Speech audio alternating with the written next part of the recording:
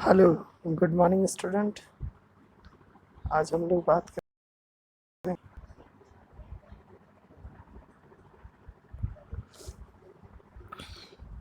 आज हम लोग बात करेंगे उसके ट्रांजिस्टर और जितने भी क्वेश्चंस बन सकते हैं उस आधार पर हम लोग देखेंगे।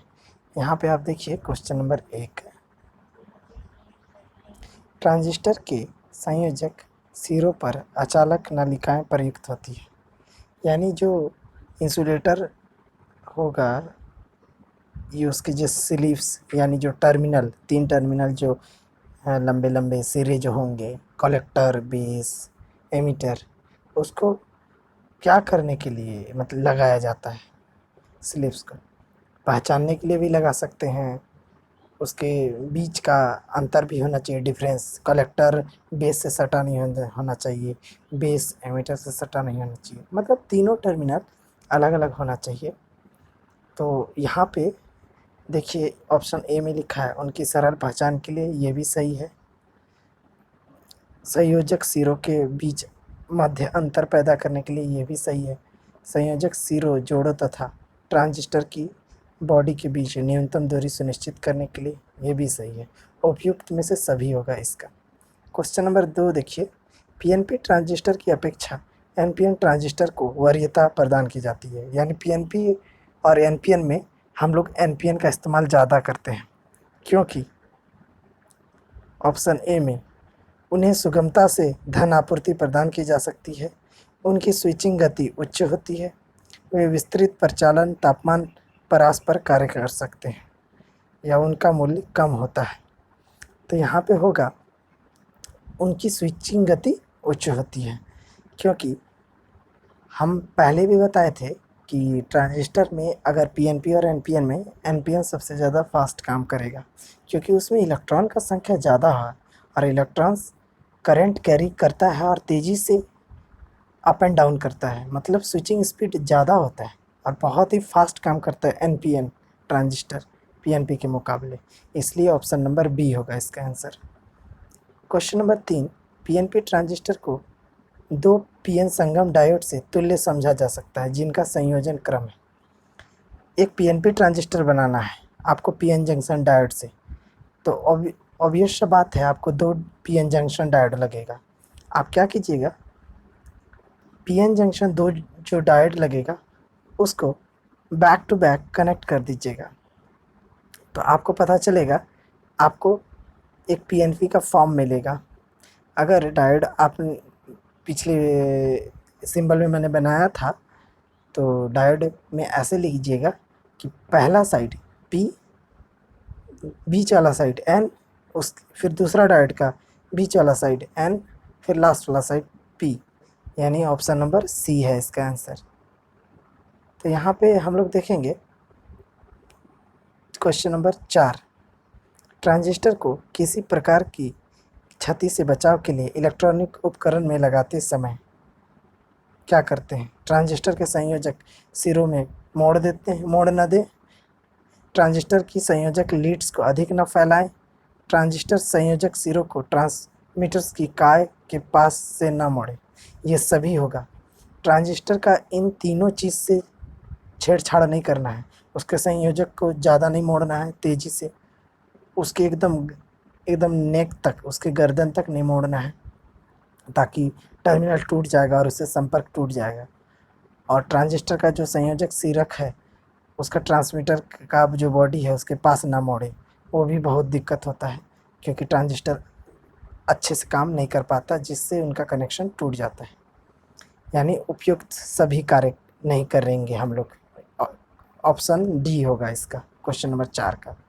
क्वेश्चन नंबर 5 देखिए, शक्ति प्रवर्धक के रूप में प्रयुक्त ट्रांजिस्टर को आमतौर पर धात्विक प्लेट पर कसा जाता है, जिससे कि शक्ति प्रवर्धक मतलब पावर एम्पलीफायर। पावर एम्पलीफायर अगर ट्रांजिस्टर को यूज़ करेंगे तो अधिक कार्य शक्ति पर कार्य करने से ट्रांजिस्टर का तापमान गर्म हो जाएगा।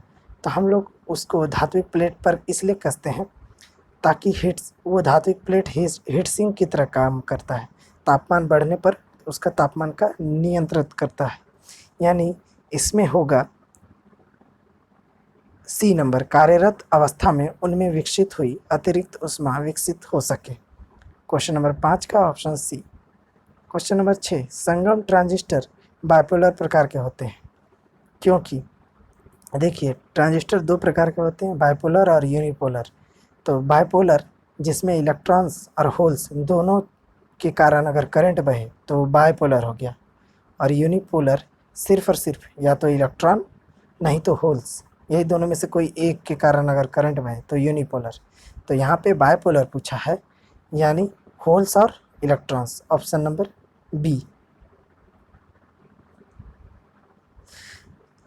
7 में देखिए, क्वेश्चन नंबर 7 हम लोग बताए थे कि ट्रांजिस्टर कोई भी हो, एमिटर करंट हमेशा बराबर होगा बेस करंट और कलेक्टर करंट के, यानी इसमें ऑप्शन नंबर ए होगा, I E equal to I C plus I B. Question number 7 का A. Question number 8, transistor biasing से तात्पर्य है ट्रांजिस्टर को एसी संकेत प्रदान करना, ट्रांजिस्टर के संयोजक सिरों को वोल्टता प्रदान करना, ट्रांजिस्टर प्रचालन सुनिश्चित करने के लिए उसके संयोजक सिरों को आवश्यकता ध्रुवता की डीसी वोल्टताएं प्रदान करना। तो इसमें से क्वेश्चन नंबर 8 का सी होगा, क्योंकि ट्रांजिस्टर का बायसिंग करने के लिए हम लोग बायसिंग का परिभाषा पढ़े थे। बायसिंग उसे कहते हैं जब कोई इलेक्ट्रॉनिक कंपोनेंट को डीसी सोर्स के साथ एक सर्किट परिपथ में कनेक्ट करते हैं तो उसको बायसिंग कहते हैं। अब क्वेश्चन नंबर 9, किसी ट्रांजिस्टर में कलेक्टर क्षेत्र को बनाया जाता है, कलेक्टर क्षेत्र को सबसे बड़ा क्षेत्र माना जाता है ट्रांजिस्टर का, बेस से भी बड़ा और एमिटर से भी बड़ा, यानी इसमें से होगा एमिटर क्षेत्र से बड़ा, ऑप्शन नंबर बी। बेस तो बहुत छोटा होता है और एमिटर मध्यम आकार का होता है और कलेक्टर सबसे बड़ा होता है, तो यहाँ ऑप्शन नंबर बी, एमिटर क्षेत्र से बड़ा। क्वेश्चन नंबर 10, किसी ट्रांजिस्टर के लिए अनुपात IC डिवाइडेड बाय IB कहलाता है। तो हम लोग जब भी यहाँ देखिए I मतलब करंट, यानी हमेशा जो भी अनुपात बोलेगा करंट का तो समझिए कोई ना कोई करंट गेन का बात कर रहा है। करंट गेन का मतलब करंट लाभ, तो इसका मतलब होगा ऑप्शन नंबर ए, धारा लाभ। इसका ऑप्शन क्वेश्चन नंबर 10 का ऑप्शन ए है। क्वेश्चन नंबर 11, उचित रूप से बायस्ड ट्रांजिस्टर से तात्पर्य है। ट्रांजिस्टर जब भी आप लोग को मिलेगा तो आप लोग सबसे पहले उसके एमिटर और बेस को इन दोनों के बीच फॉरवर्ड बायस करेंगे, पीएनपी रहे चाहे एनपीएन, यानी एमिटर जंक्शन तरफ फॉरवर्ड बायस करेंगे और कलेक्टर जंक्शन तरफ रिवर्स बायस करेंगे, यानी बेस और एमिटर के बीच फॉरवर्ड बायस और कलेक्टर और बेस के बीच रिवर्स बायस। तो यहाँ पे हम लोग देखेंगे ऑप्शन नंबर सी आंसर इसका, BE, option number C answer होगा BE, संगम को अग्रिम बायस यानी BE बेस टू एमिटर को फॉरवर्ड बायस और CB जंक्शन को reverse bias. Question number 12, silicon transistor में धारा प्रचालन प्रारंभ के लिए आवश्यक न्यूनतम अग्रिम वोल्टता है।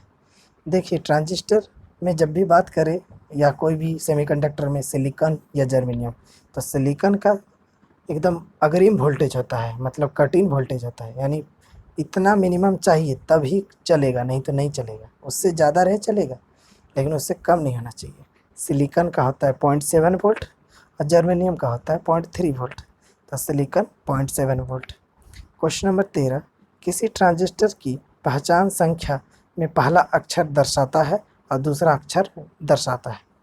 देखिए कोई भी अगर नंबर दिया हो, जैसे ट्रांजिस्टर का BF107, तो पहला लेटर B, यानी समझिएगा ये सिलिकॉन का बना हुआ है, और F मतलब उसका एप्लीकेशन, ये ऑडियो फ्रिक्वेंसी में होगा कि रेडियो फ्रिक्वेंसी में होगा।